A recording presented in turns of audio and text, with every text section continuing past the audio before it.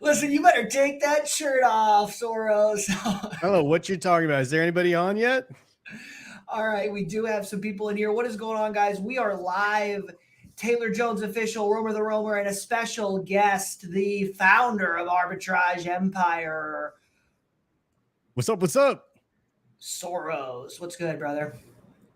I'm just happy to be here. I'm taking a couple days off. I'm snowboarding tomorrow without you, sir, but you were invited. As I know, Avery dragged me in and kept me here in Puerto Rico, so that's the story. But is Kingpin coming out?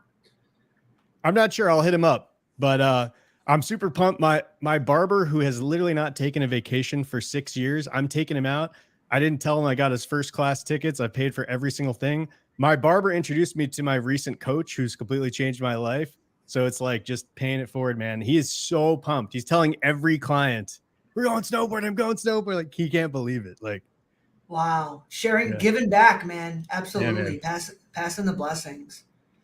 In the time I was waiting for you guys, I made 10 billion. What is that? A DJ booth or something? What you? I mean, this is a makeshift studio I put together, and yeah, I got DJ set up. I swear to God, I'm gonna be like part DJ, part lessons, like when I'm really getting into it this year. But yeah, like I saw, like I'm a man of the people, and I saw that 80% wanted my shirt off, and I just, I'm so in the mindset that I can't be taking my shirt off. It's like it's just not a powerful. I'm just kidding. Listen, let's go. I was about to say YouTube is usually not the place to take your shirt off, but if we're doing it. Avery, let's see what happens. I don't think Avery could rip his. Avery just took it off. Course. I didn't get the full rip. I'm kind of disappointed, but you know what? Hey, this lighting though here. I'm very sorry to the women in here. There were a couple votes against me taking my shirt off, but it was like 83%, so I had to do it. Yeah, Sherry will love it. Oh my gosh! So if we're guys, putting them back on, I gotta go get one. I can go grab one right now. What kind? You just ripped the fucking shirt, dude. Dude, I looked up 5 minutes before. I was like, how to dramatically rip off a shirt. The trick is just make sure the collar is cut. I mean, that was pretty impressive. Like, that was for the. Did you practice? Did you rip two shirts? No, I didn't have time to practice. I was like, man, I got to practice so I don't mess it up. But I just snipped one and just hoped for the best. I will say this. I am almost always shirtless on Instagram, but when I'm on YouTube, I always hate the thumbnails when I'm shirtless. Not that I hate my body, it just looks, in my opinion, it looks unprofessional. Totally. So let's make sure. Is this going on YouTube? But we're live. We're live, bro. Yeah, but are you gonna repost on YouTube? Taylor probably will. I'm gonna keep it up there. Absolutely. I delete my lives. I'm gonna go grab a shirt. Give me 1 minute. Let me just go grab it. That was fun. Okay. I'm going to be cutting that short and putting that on my reels. All right, just do it. I mean, I put it out there. I have to pay the consequences. Oh, my God. So if you guys have questions for Soros or Avery, go to Lister-related questions, the fastest listing software in the whole world. We probably got a couple go-to Lister users coming through. And just to give you guys, I know Taylor hasn't gone live. Actually, you've gone live a few times in the last few weeks, but the last year you haven't been live much. So Taylor sold 950,000 online arbitrage last year, and Soros did 10 million, and he scaled up that fast in just a 2-year period to 10 million. So, I mean, these guys are legit. Soros started with less than 20,000, and Taylor started with probably like 2,000 in the bank. A 7K personal credit card.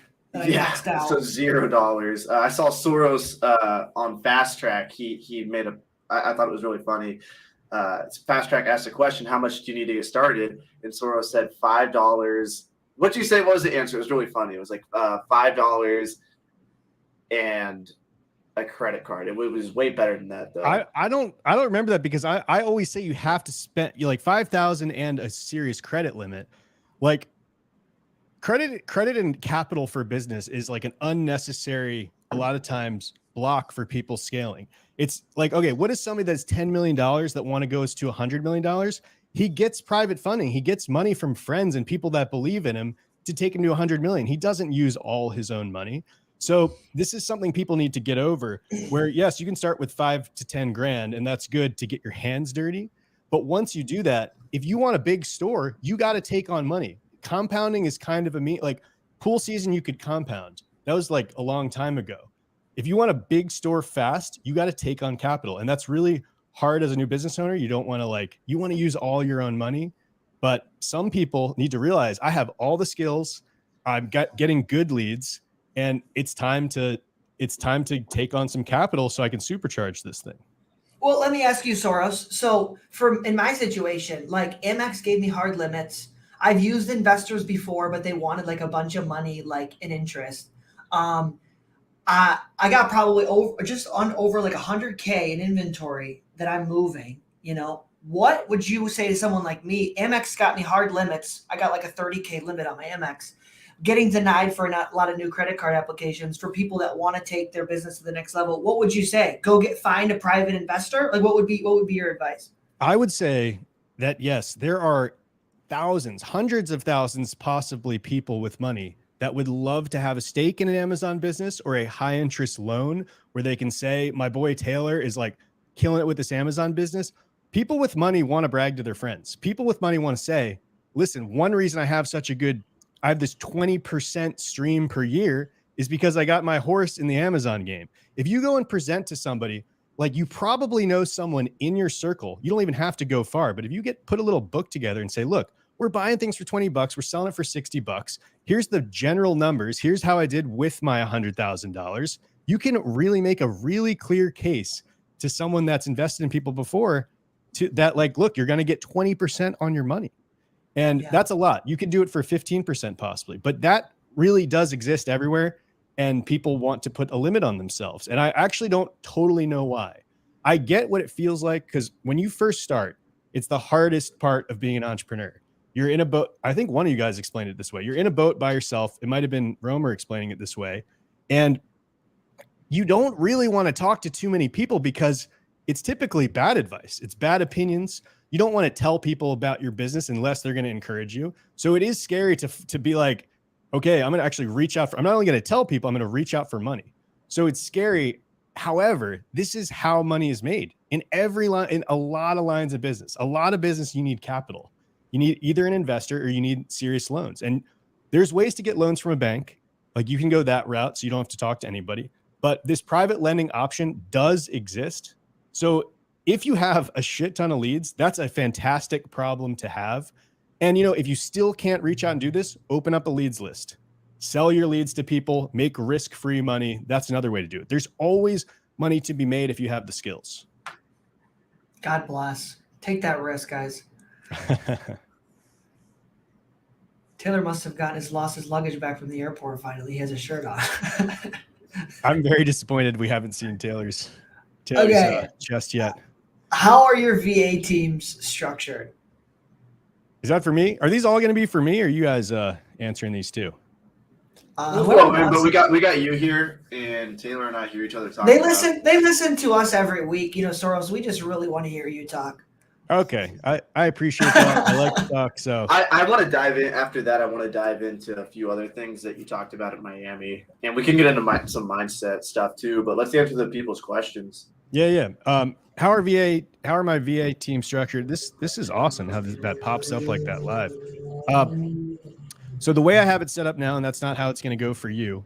I don't know how many VAs you have, but it just happened to land this way, the way I grew. And right now I have one chief operating officer that also doubles as the purchasing manager. So she's like the final say on review of like reviewing leads. And she doesn't do too much sourcing. She is the best sourcer. So that's interesting, moving them up and having to lose that sourcing power. But she is the top reviewer. She is in charge of like the whole company. So I have 12. I'll try to get through all of them. But I think we have 5 sourcers. So all day, their general goal is online arbitrage sourcing. Lately, we've done team exercises to say, all right, how can we get more leads faster? And they've decided to contact distributors. So those sourcers, along with the purchasing manager, all together as a team of 6, reach out to distributors. And they're, these are Filipinos that you would consider VAs that are just your assistants. No, these are people with potential that are really raising the bar, and they're freaking getting on US phone lines and calling distributors and saying, I work for Tim Soros and we really want to spend a lot of money this week. So give us your best sheets. And they made their own luck this month. We bought $550,000 this March. That is a record for our store. Thank you. That's that's at the same as that's the highest I've ever had in a month. And we have 12 employees. We used to have 26 employees. So anyway, that's half the team. Can you talk about that? Why'd you cut in half? Let me just, I'll get to that. Let me finish. Okay. So then we have admin, a lot of admin. We have people that, one that talks to the warehouses, basically warehouse communications. One that does primarily reconciliation. One that is full-time checkouts. So when our sourcers find leads and they get approved, the checkout person team viewers into my laptop and they purchase the leads. So I think we're at approximately 9 right now. Why? Now, can I pause you? Why TeamView? Because I just usually give them my card when I had them purchasing. Why do you have them use your laptop? Because you don't want them in a Filipino IP. You want them, like, one of the ways to get through checkouts is to look like a normal person. So this was the best way to just, and this is the non-techie way to do it, but this is a way that I know they're in my laptop. We actually use we use remote desktops now, but that's what I'd recommend when people start, because they're in your laptop buying from your IP. So there's just a couple more. We have somebody in charge of repricing that's kind of the CTO as well. So he provides key performance indicators to the chief operating officer, and he manages our repricer. And then we have somebody that's basically in charge of our eBay and Mercari store. And I think I'm missing one, but it'll probably come to me later. But yeah, that's the general setup. And again, just while you're starting out, the most important thing, don't plan out how it's going to go. The most important thing is you hire a person with potential and you give them your all. You freaking give them everything you learned and try to create your first mini-me, because that's going to take you so far. First of all, they're going to become an amazing sourcer because you're becoming a good sourcer. And if you're not a good sourcer yet, you can bring them on and make that your commitment to work with them, learn together. They get to see the expectation of how good you are at sourcing. Now they're going to carry on that expectation forward in your whole company. Everyone that comes in knows that if you work hard, you can buy 40,000 a week. And that's the standard. People ask me all the time, like, my VA sourced 5,000 this week. Like, is that good? I'm like, I have no idea. Can you source 5,000 this week? Like, you can't call them on it if you can't do it. And then eventually I don't source because my top 3, top 4 have all been through that. They know how to bring people in. So I digressed a little bit, but I can talk about your point, Romer, if you want. The cut in half, the staff. Yeah. So 2021 is when we had the massive growth. I had no systems. We were just like, we were making money hand over fist, buy. Before you know it, we're buying 550,000 a month, and we're buying things we're not making money on. And I was not in shoes and clothing paying attention to the huge hit you get from returns and removals. Now, I want to say this doesn't mean you don't sell shoes and clothing. This is like the common narrative that I love right now, because I'm like, yeah, get the hell away from shoes and clothing. It means it's just a different calculation. You have to buy bigger ROI, and you got to track your stuff, and you got to try to send stuff back into Amazon if it comes out unfulfillable. You can only make a little money sending stuff back in, but if you buy huge ROI, that's how you beat the returns. It's just factoring in a couple more bucks per shoe that you have to beat. So at the end of 2021, beginning of 2022, I realized, like, we're in trouble here. I have a giant company, but wholesale, online arbitrage, retail arbitrage, I have it all. And we're mediocre at everything. We're not good at anything. We're not tracking anything. My bank account balance doesn't seem to be going up anymore. And that's how just like completely disorganized I got. My thought process at the time was, buy it now. We're making money. We'll correct it all later, which I paid the price, but I don't know if I have any regrets, because my team, along with me, learned that we could lose a lot of money, and, we survived and we learned from it. So all of 2022, I downsized. I finally, around April, May, finally made the call where I was like, I'm not going to be able to rescue this thing. Like, I'm maintaining. You got to have a company that you can enjoy, not enjoy and like work on 20 hours a week, not maintain 40 hours a week. So fired like 14 people. There are a lot of freeloaders at that size. At that size, if you don't build good systems and you need, after 10 employees, you need procedures, systems, manuals, because the more employees you get, the less responsibility per employee each person has. Everybody just feels like a cog in the machine. They try to do their job, and then the whole thing hopefully works. That's not how a good company works. A good company works is everybody is on the same team. Everybody's seeing the vision together. People are reaching across departments. People are helping each other. That's not what my company was. We were buying just, basic keepas. So not to get too far into it, but basically, yeah, around May, I'm like, all right, I have a couple decisions to make. First of all, we're bad at retail arbitrage. We're bad at online arbitrage. We're bad at wholesale. Let's get good at one thing. So although my retail and online were at about the same level, RA might have even been better margins. I cut the entire RA staff because as people, I did not see a future for them. They're musicians, old lady down the street. Now my online arbitrage team, they had a ton of potential. They were all in. I can incentivize and grow people that are remote employees a lot easier than Americans because of the cost. And we got rid of retail arbitrage. We had a wholesale operation. We got rid of that. I said, we're getting back to the basics. We're going to get good at online arbitrage. And it's all kind of a blur, but basically I promoted a new person to chief operating officer. This all happened under the watch of another person, one of my employees. I mean, under my watch. It's all my fault, but he was in charge. So I had lots of talks with them and decided, and we during this time we tested a bunch of different people, but we decided that he was not prepared to manage this many people. He was a tactician. He's a super smart guy. Guess what? He's in charge of my private label store now. It worked out perfect. Much less complex store. So we bumped up this girl, Lou, who doesn't have a lot of Excel skills. She's not super technical. She was just becoming a pretty good sourcer, above average sourcer, but she had fantastic people skills. And actually one thing that I'm doing this week when I have an accountability group is leaving everyone with the impression of increase. Every person I come across, I'm trying to make their day better, make them feel good about themselves. And from a completely competitive advantage standpoint, like there's laws of the universe where you do that, you get that right back. You're feeling amazing because you're doing that. And you'll notice a lot of like pro football coaches and CEOs, they know everybody personally. They know their families. They're doing this to create this amazing energy in the company. And Lou automatically, she was already doing that. She knew everybody liked her, everybody trusted her. So we took a flyer on her. We said, you can learn the other stuff. And she's done an incredible job. I basically told her like, look, we got to get better at sourcing. That's your number one goal. Just throw out everything else we're doing. And then, we made a reconciliation department. We had so much stuff to track and it was a challenging year. But before you know it, man, your bank account and what's happening on your, my bank account, I was getting a lot of cash because we were downsizing, but the total assets weren't going up. The bank account is not what's actually happening. What's actually happening pays in 3 to 6 months. And it started to pay these last couple months, finally.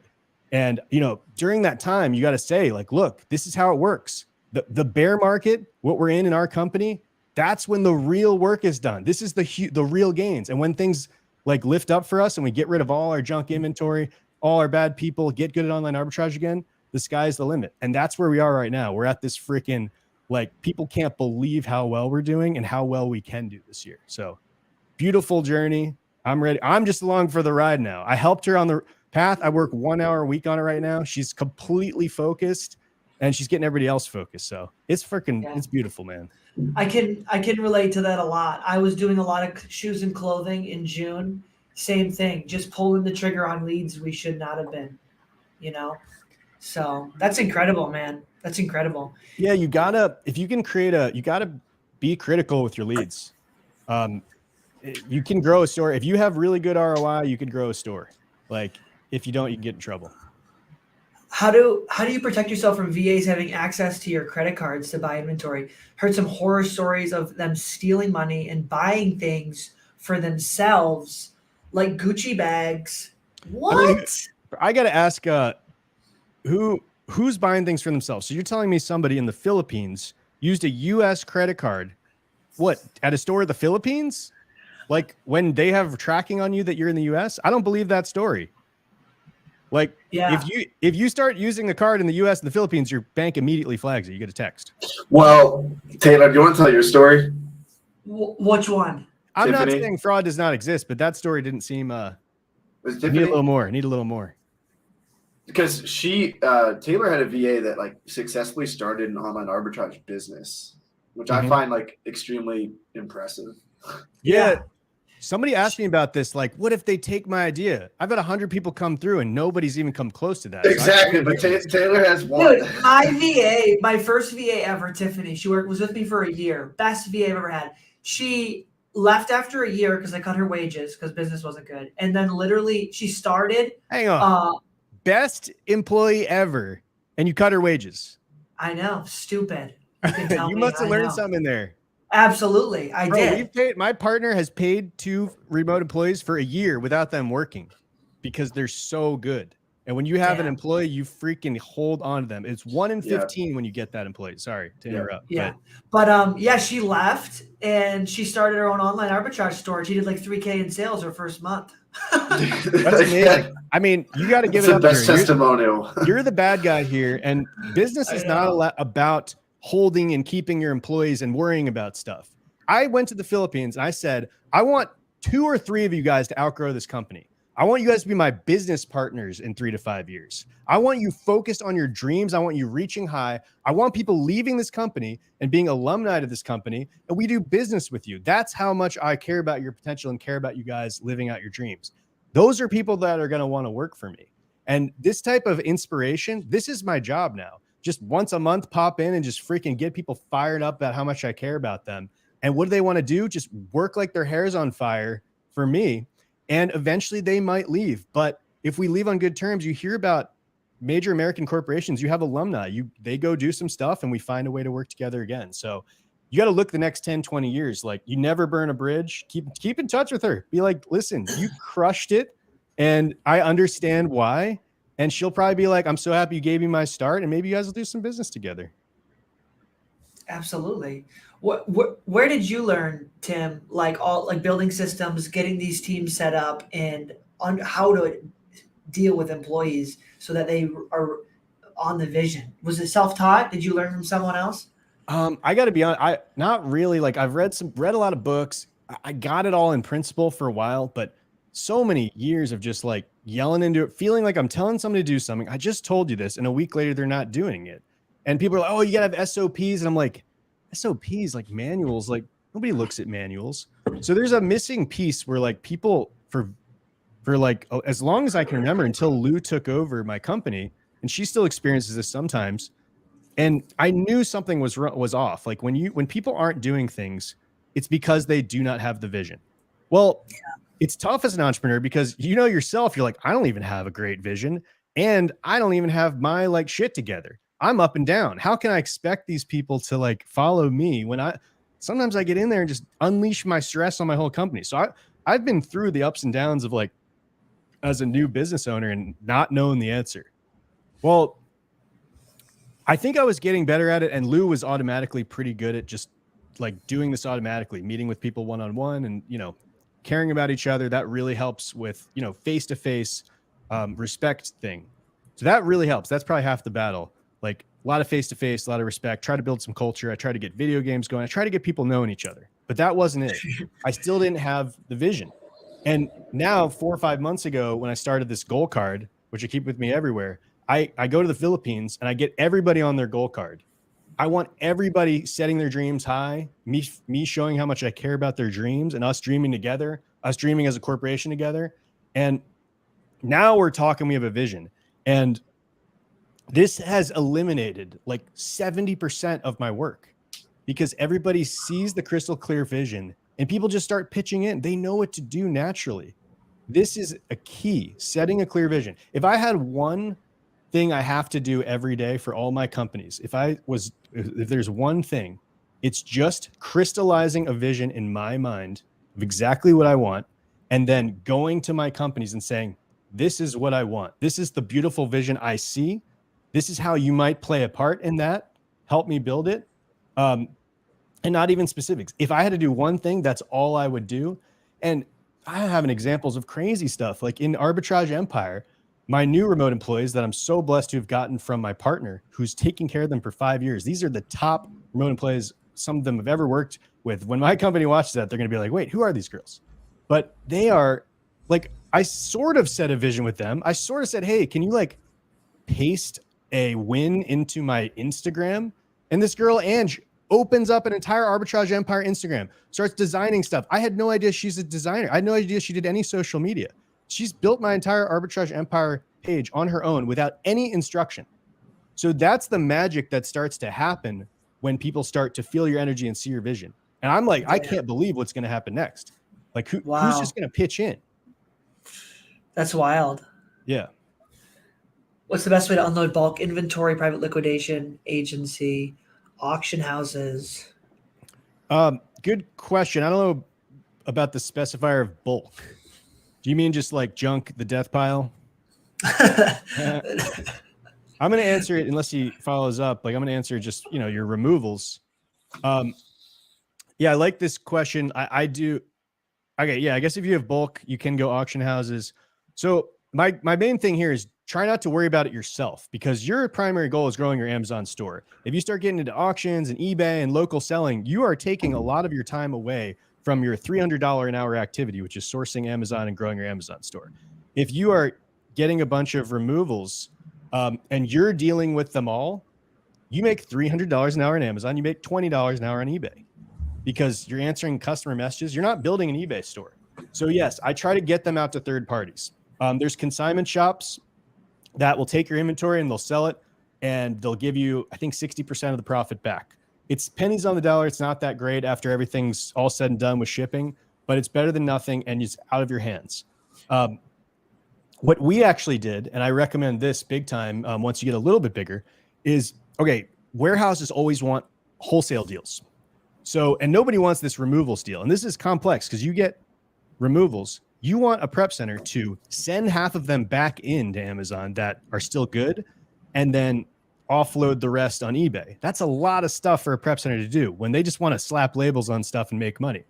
Well, we made a deal with the prep center and said, look, you do this for us and we will give you every wholesale deal we have and we'll pay you like a really good rate on that wholesale. So we have a really nice thing going on where they are selling. Make it worth it for them. Make it worth it for them. Give them value. Like, look, we're going to pay you like $1.10 a unit on your wholesale instead of 75 cents. Avery, that's what you have. You. That's what you have doing, right? You have all your returns and your removals going to prep center, right?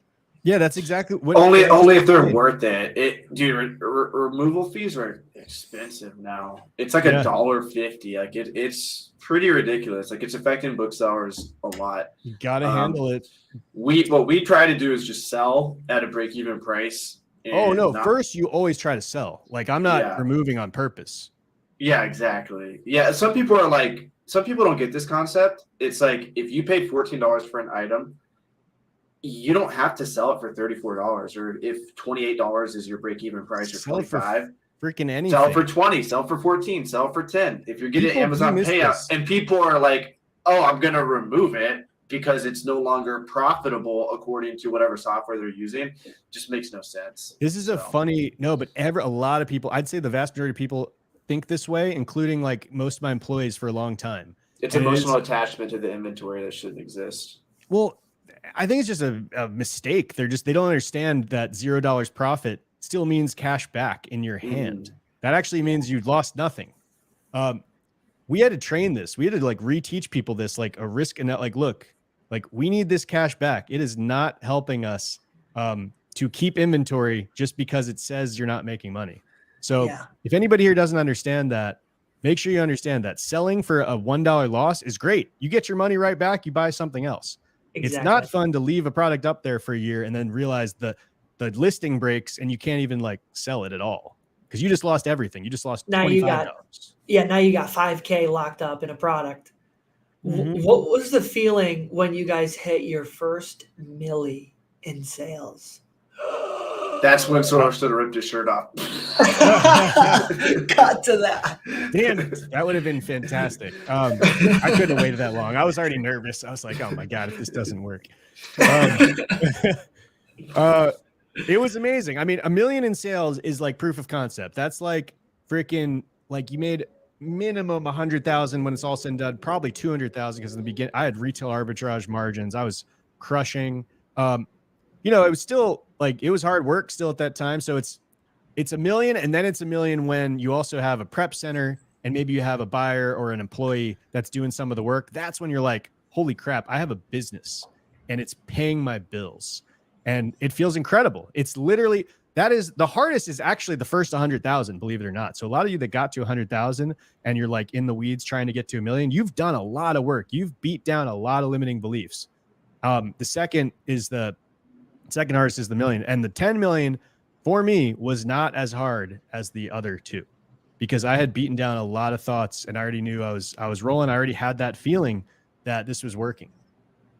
You had the momentum. Yeah. Yeah. So what's the biggest advice you have for optimizing cash flow if somebody wants to scale quickly? Man, just get capital. Like, I can teach you how to look at KPIs where, you know, key performance indicators where, you know, your store is healthy. I mean, you got to look at your aging. Things got to be under 90 days. You can't have more than 10% over 90 days, or like you're accumulating old inventory. So you got to want to reprice or getting stuff out. You got to look at your own internal speed of sale. So Amazon, if you go to the inventory performance, they have like a speed of sale. You can calculate your own, and you want to calculate your own ROI. So I don't know how I can go over this, but I don't know if anyone will pick it up. But once you know your store is healthy, you're selling fast enough, you're making profit, you know that you're making money, you got to get capital. Yeah. Like, no sooner. Don't get capital when you're not sure about your numbers. But it's time to freaking get 0% APR credit cards. It's time to get the private lending. You've earned it. You've put in all the work, and you know what you're doing, and you're only going to get better. So I'm tentative to tell people to take capital if I talk to them and I'm like, I can tell they don't really get it yet. But if you're there, and if you can't do that for whatever reason, you can't take capital, leads list. If you have doubled the leads, then you have to buy. The worst thing you can do is wait for money to come back before you buy and do nothing in the meantime, because you're not improving.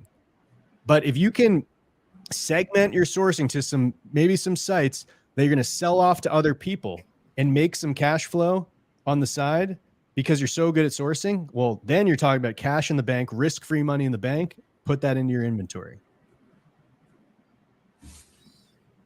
Yes, sir. It's capital. Do you want to talk about, I know I don't want you to be too redundant, but you talked about like three things that can limit growth at Miami Sellers Conference. One was you can't find enough leads, so get better at finding leads. Two was capital. I'm probably doing these out of order. And what was the third one? Third one was not relinquishing control. And this is the saddest one, when people get to 1 million in sales and they fizzle. I saw 8 out of 10 sellers that were approaching 1 million in sales, 700,000 to 1 million. Next thing I saw their charts, they were a mess. And it's because right at that time, if you're doing it all yourself, you're working 60 hours a week to maintain that store. And that's the saddest part, because you probably got good enough to train somebody else. You went 95% of the way and you didn't teach somebody else. You thought you were a genius. You're the only person that could ever learn how to source this good. And how could I ever teach a buyer to do retail arbitrage what I just did? How could I ever bring on a virtual assistant? You teach them. You're not a genius. You learn some stuff, and you could teach another super smart person exactly what you learned. And yeah, that's the major one. That's hard to see. Do you have any tests for your VAs? Like, I'm sure you've had to let a lot of VAs go. I'm guessing half of it's intuition. How do you make that decision between this person's worth training or this person's a dipshit, I need to let them go? That's a great question. I haven't had this one in a while, but I totally know exactly what to give you here. And it's, first of all, you do an exhaustive hiring process. I can talk about that. You look at 100 candidates on Upwork, you put an awesome ad up, attract good people, screening questions. So give yourself a fighting chance that you got a good person. So do the interview right. Once they come in, you still have a level of chance. You try to make sure they didn't work at another job. You try to make sure they're on your schedule. But people have personal issues. They have other jobs. There's something that can hold people back. And you're looking for signs of that, signs of people not being attentive.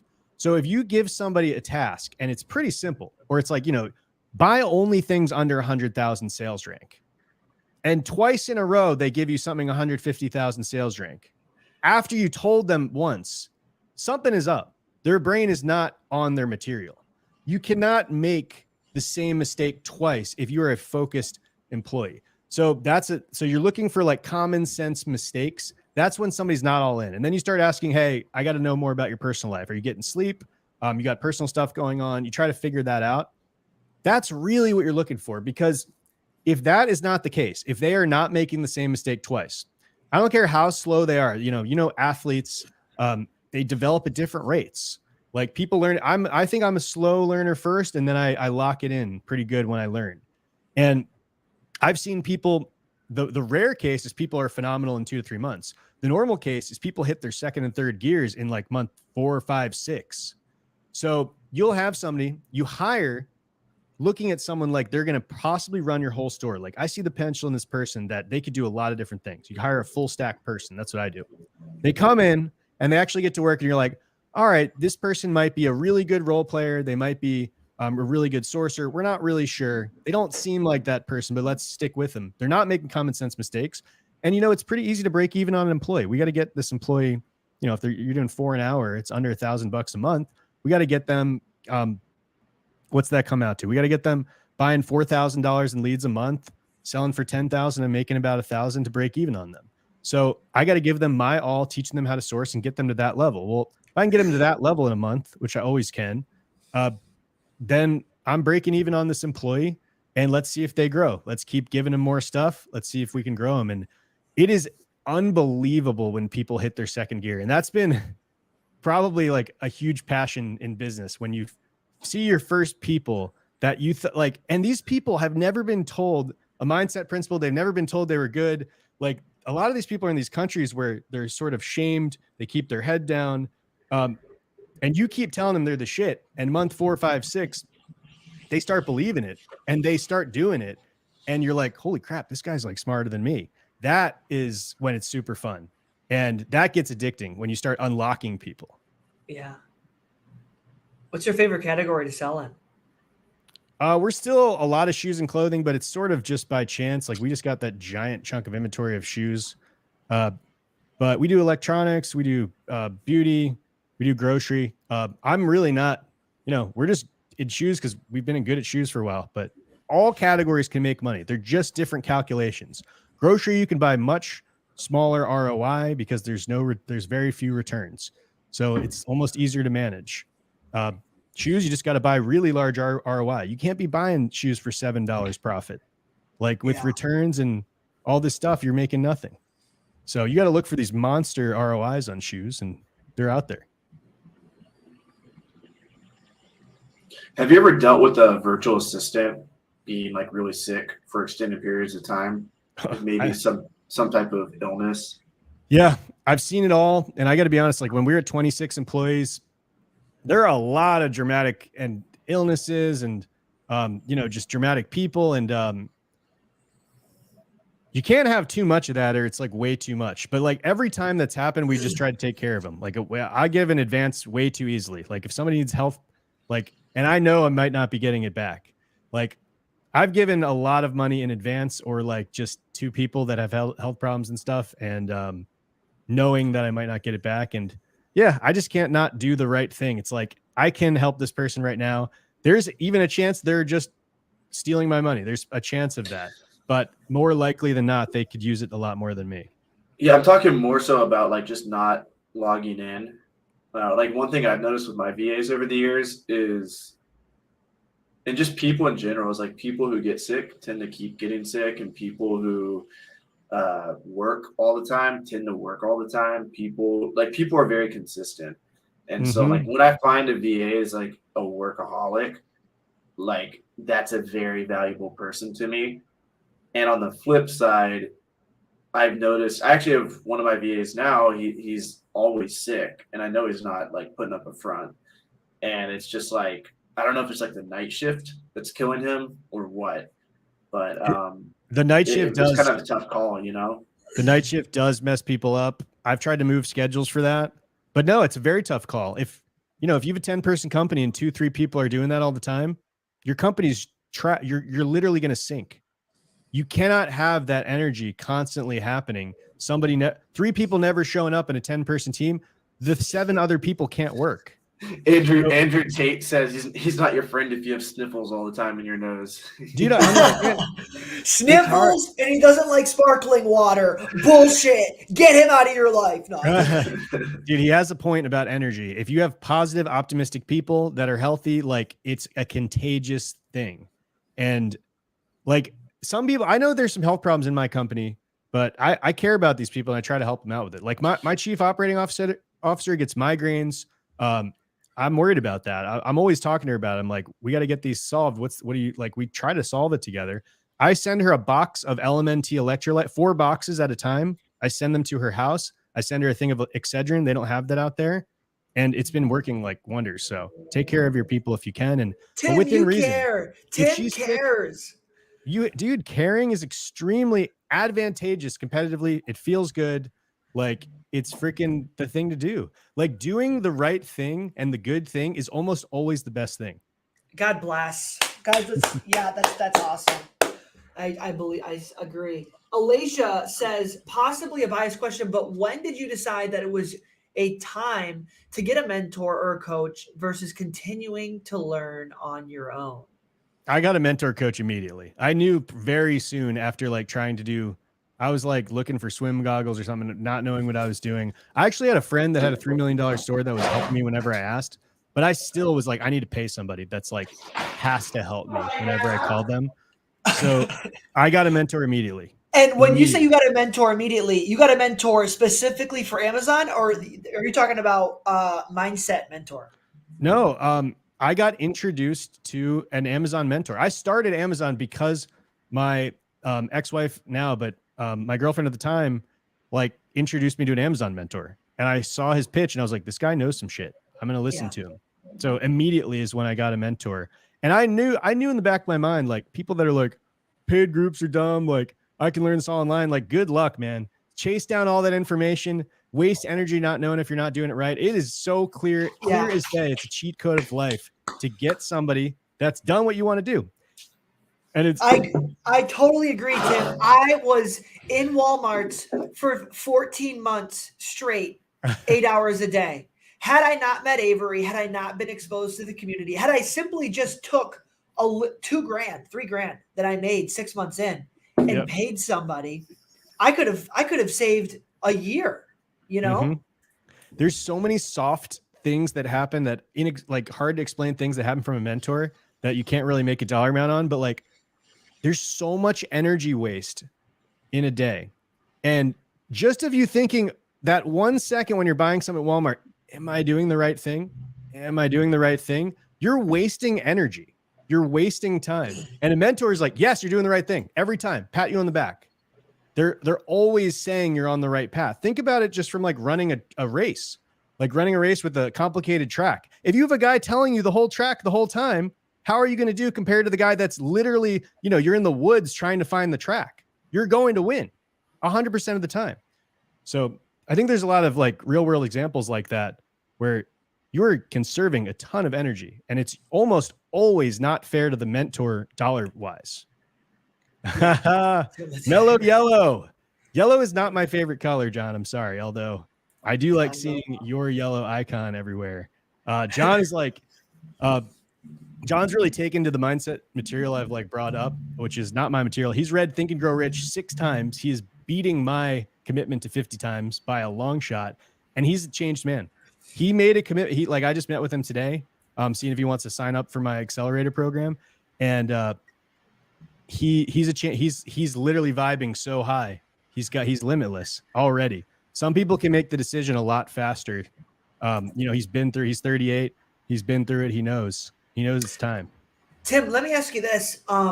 Because Avery and I have a coaching program where we go in depth, we hop on calls, we talk strategy.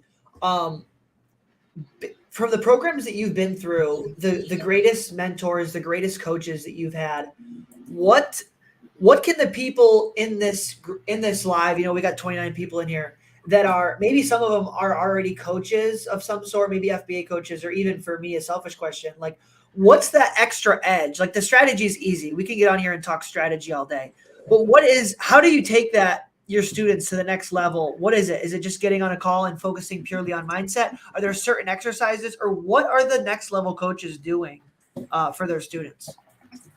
Man, that's a really good question. I don't know if there's one answer, but for one, just believing in those students. Like you can get someone to like completely take it to the next level. You came in late, John Muscarello. I was shirtless. Take it off. No, I'm just kidding. You can take someone to the next level without them believing in themselves if you believe in them. So I've seen this happen. There needs to be a belief. Either does that work as a wrestling coach? I believe in you. You can take them down. I think a lot of dads out there think they can control their sons. Well, how much do they really believe, and how much they're just saying that to like, yeah, there's a fine line there, but believing is a huge one. Believing and caring about the person. I think as long as a person's taking action. You know, like you see people take action and they don't think it's going to work, and then they're surprised by the result. But as long as they are taking action, you know what I mean? Right. That's they your. They don't have to believe it's going to work 100%. But as long as they're taking the correct action that the mentor is saying, yeah. And it's crazy the guys that listen to everything. It's like amazing. Like your job as a coach is to get them to take action. That's all it really is. Like they and you know the tactics, and it's a matter of getting enough trust from them saying, look, I've done this before, and this is what made me successful. It wasn't the tactics. I have them all. They're right here. I'll give them to you 5 people at the same time. Who's going to do better? One's going to blow it out of the water. And that's because they created a habit to freaking get pumped up in the morning and go after their goal and put in more time and be happy about it, be excited about it. So if you're a coach and you want to get people like taking action, you got to get them inspired somehow. Yeah. And maybe to help them see the vision too. You know, maybe they're struggling to see the vision. Yeah. Maybe walk them through what it's going to feel like at each stage. And, what the end vision really feels like, and let them sit in what that feels like. That's part of the work I'm constantly doing. I'm trying to feel, what does it feel like to have $100 million on a yacht? Because I actualized all this stuff. What do my relationships look like? What do my friends look like? What does my world look like? And my job, according to the work that I'm coached on now, is to live in that feeling as much as humanly possible. And my subconscious and the universe start to believe that that is me. And that's what we do. We act as $100 million man. Tim, what do you say to the guy that's like, this is all a bunch of quackery? What is this, some spiritual shit? I say you might not be ready for it, and that's just the case. I mean, I wasn't ready for this stuff when I was 22, and good for you. There's other ways for success. There's other ways to be successful. You can be successful and be negative the whole time. Like there's freaking miserable billionaires. But this stuff resonates for me, and I'm going to attract, and our communities, your guys' community and mine, definitely have similarities. We attract this type of person because this has worked. These types of things we know deep down have worked in our lives. So it's going to attract others that work in similar ways as us. What's the number one thing you do to like get yourself into a good emotional state? Like, do you go running? Do you dance? You take your shirt off? The gold card. This is 100% the first thing. What is that? Yeah. The goal card. So goal card. The so way you're not like for me, I have to move my body. If I'm in a room, sometimes I got to go like just outside, see the sun. I move. No, I mean like when I'm getting down, when my state's getting low, like if my frequency is getting low, I got to shake myself out of it. And sometimes just a goal card reading is not going to do it. I got to cold shower, work out. Have you been to Tony Robbins' event? Oh, hell yeah. You want to go with us? Let's go. November. Book your ticket. Yeah. Which one? Dallas, UPW. UPW? Hell yeah, dude. Let's go. Yeah. We'll DM you about it. I don't even know what tickets. We got front row seats. Oh yeah? Okay. No, those are probably pretty cheap. No, hell yeah. I've been to one and it was pretty eye-opening. It really is. I did that around when I started Amazon, and just the crushing of the limiting beliefs, like it helped me eliminate 2 limiting beliefs and change them to positive beliefs. And that was a huge part of my growth back then. Yeah, same. I'm excited for Taylor to go crazy. I haven't been. I've been to a Grant Cardone 10X event, and that was the first time in my life that I've been surrounded by so many entrepreneurs. And when I met so many people doing something else than having a job, I was like, wow, like I am no different than these people, you know? Mm-hmm. And that completely changed the way that I saw myself and my potential, you know? Yeah, we all have incredible potential. We have all the potential of all the emperors, all the freaking people on the earth. It's all in our DNA. Like, That's really what I think now. I really think with enough time in front of anything, I'm going to be as good as anybody on the planet at anything within reason. Like, there's physical limitations. I'm not going to be the best basketball player, but something mentally. I've been working in business for 3 years, like 3.5 years. If I do 35 years of improving my brain, getting more spiritual, like you're going to look like a genius if you stick on something for 20 years. People are going to be like, oh, Taylor's just a genius. And that's why he did it. But no, it's consistent discipline on one thing. Romer's going to be the best salsa dancer in the world. He puts 40 hours a week for 20 years. Let's see those hips, Avery. Come on. You don't want to see the hips. You want to see the shoulders. You show them the hips, Taylor. No, yeah, dude. I'll tell you what, like before I got into the entrepreneurship space, I was a full-blown yoga teacher, spirit. And I genuinely believe that if I want to be spiritual, I took pride in being poor because I was like, wealthy people are greedy sons of bitches. And then I met a couple entrepreneurs that held spiritual ideas. And I'm like, these guys are actually really good people. Like maybe I can be both, so I love it, Tim, that you're totally on that wavelength. I think that's awesome. I'm an extreme minimalist. Oh, sorry. What were you gonna say? Oh no, I've had the same experience. It's great. Like, I mean, it's just, if anything, there's more like cooler rich people than poor. Like it's just because they're living in just better. I don't know how to explain it, but basically at the very least, abundance. At the very least, they're the exact same people. You have shitty poor people and you have the coolest poor people ever. And you have shitty rich people and the coolest rich people ever at the very least. But, if you've gotten to a point where your life is looking pretty good, you've probably made some abundant decisions, had some abundant thoughts to get there. Yeah. This is a great question here. I'm an extreme minimalist and do van life and travel full time. Would you suggest for me to do online arbitrage instead of doing retail? Yeah. Tim, you want to speak to that? I always say when people suggest, wait, should I do retail? Should I do online? Should I do wholesale? Should I do this category? You got to try to get a gut feeling about what you like. Obviously it's new, but like if you much rather go to the store than online arbitrage, then build your life around going to the store. Like it's more of a holistic experience. It's always about the gut because there's money in every single area. When you say, should I shop kitchenware or should I shop shoes? Well, what do you not mind being in that, like in that rack? Do you mind being in Marshall's by the kitchenware, or do you want to be at a Nike store? Like you just will have more happiness and longevity, and that's going to translate to results. Yeah, I agree. When I would say, yeah, if retail arbitrage is fun, you don't mind going in the store, rip it. You're a van lifer. I'll tell you what, some of the biggest RA opportunities are in those small towns that not a lot of people are going to. But OA, I think, is a better use of your time. Yeah, you can leverage. You're limited. You're gonna be limited by. You're gonna have to prep your own stuff, and like getting a prep center is huge. So prepping your own stuff, unless you're there is a hack though. You can find prep centers in different cities and drop off retail arbitrage items. We did that during chlorine. We just found prep centers all over the country, and we just dropped off from U-Haul vans. So see, can make it work. I mean, if you want it bad enough, if you like retail arb enough, like that's cool. Like that's awesome if you could do that.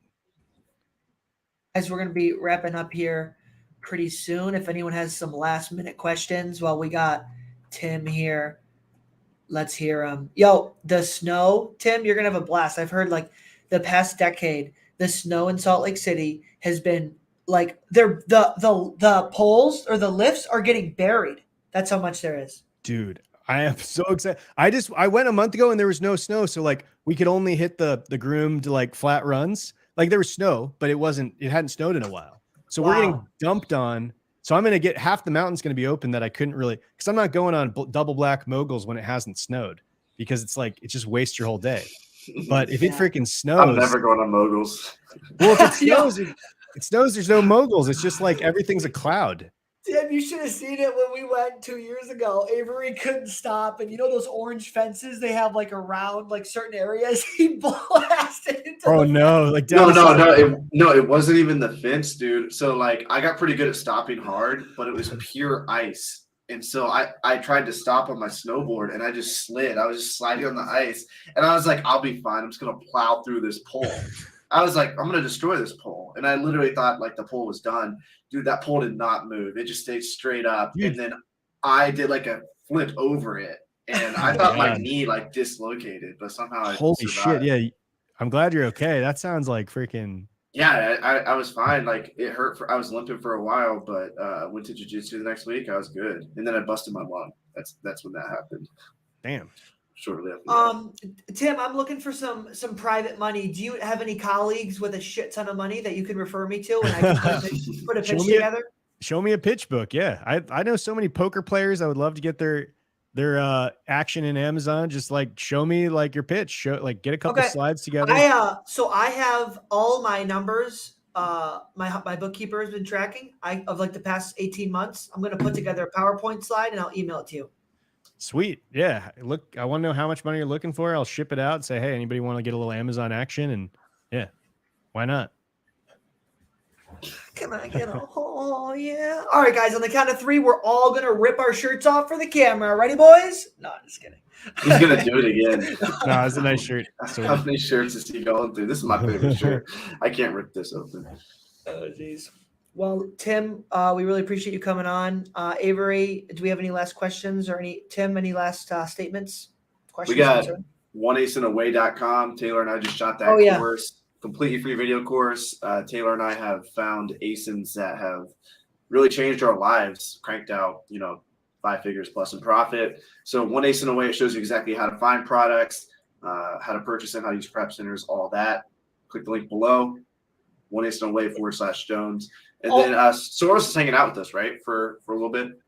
Well, if he wants to come on the coaching call we have in 4 minutes, he's definitely invited. I hope you can make it. Also, guys, I have in the description Tim's Instagram link. You can click it. Please go follow him right now if you haven't already. Also, his Arbitrage Empire link, guys. Go there. I don't know what his free giveaway is. I'm sure get involved in the community. Check out his page. He's doing live sourcing weekly. What else, Tim? Guys, go get in there. Yeah, live sourcing weekly from members, not just me. So you can see different suppliers. You can learn different tactics. It's been super popular. I do group coaching every month. So those are on Fridays. I do group coaching on Monday. And it's usually, mindset in the beginning and then just anything anybody wants to know at Amazon. I'm an open book. I'm really like, if I'm going to lay out the tactics and you want to grab them, like you can do it. I do want to say, Elise is on the call. She reminded me of this. I have a mid-ticket, like small coaching room that I'm coaching right now.